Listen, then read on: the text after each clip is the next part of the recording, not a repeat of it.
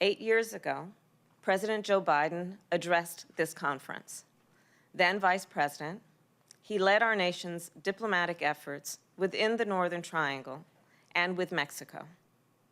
Recently, he asked me to take the lead. This is a priority for our nation and a role that I take very seriously. We are all well aware of the immediate situation.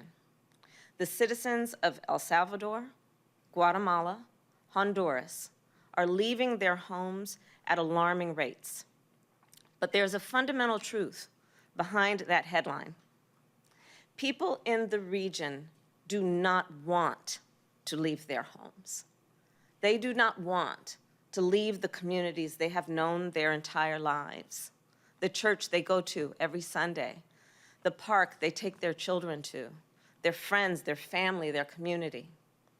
I do believe they leave only when they feel they must.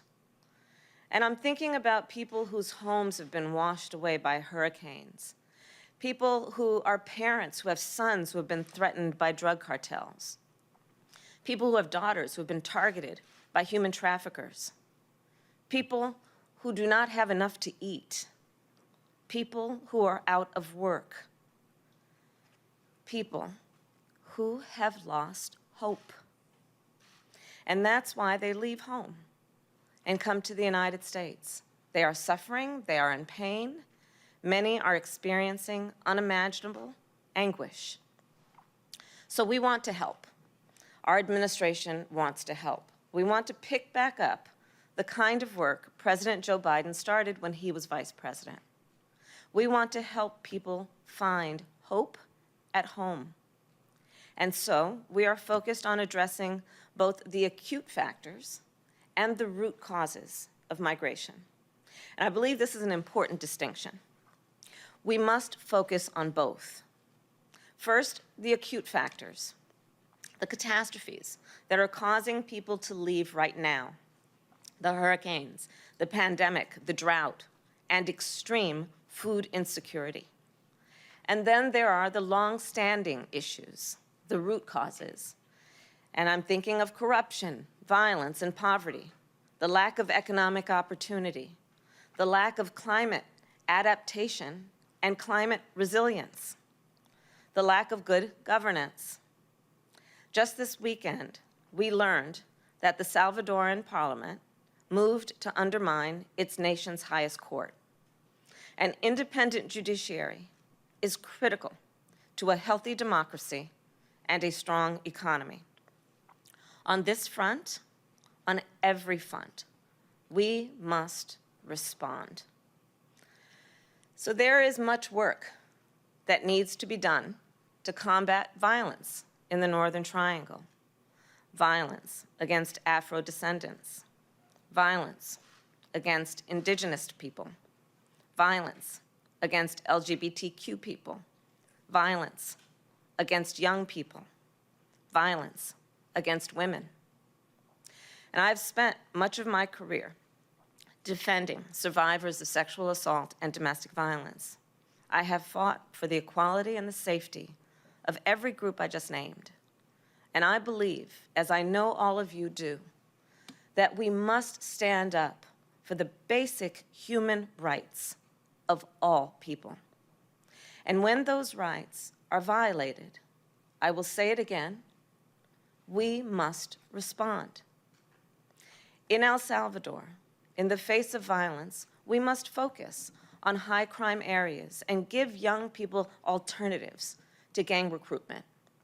In Honduras, in the wake of hurricanes, we must deliver food, shelter, water, and sanitation to the people.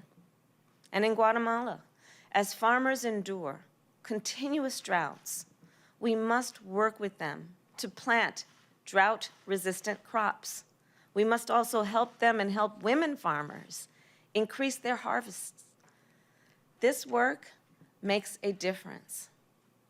However, no matter how much effort we put in on curbing violence, on providing disaster relief, on tackling food insecurity, on any of it, we will not make significant progress if corruption in the region persists.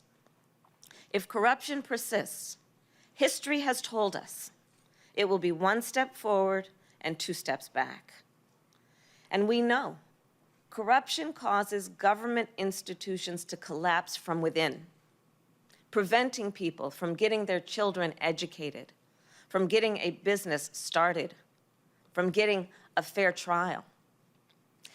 In the Northern Triangle, we also know that corruption prevents us from creating the conditions on the ground to best attract investment. And around the world, we know that corruption inhibits shared prosperity. In fact, the global cost of corruption is as much as 5% of the world's GDP. 5%. The work from combating corruption to combating climate change will not be easy. And it is not new. And it could not be more important. And it will take all of us. All of us. The United States cannot do it alone. With all of us gathered here today, I'm very hopeful about what we can accomplish together. Our administration is implementing a comprehensive strategy with governments and international institutions, the private sector, foundations, and community organizations. The idea here is that our work will be coordinated and that every sector will have a role to play.